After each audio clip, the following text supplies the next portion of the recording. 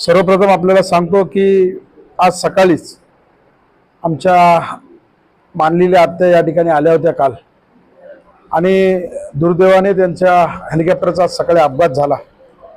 आणि अपघात होत असताना आज त्या पाहुण्या म्हणून आमच्या मतदारसंघामध्ये आल्या होत्या.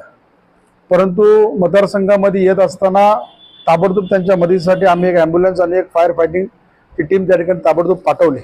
परंतु त्या सुखरूप राहिल्या. त्याबद्दल मी आई तुळजाभवानीला प्रार्थना करतो की नशिबाने त्या बचावल्याबद्दल कुठलाही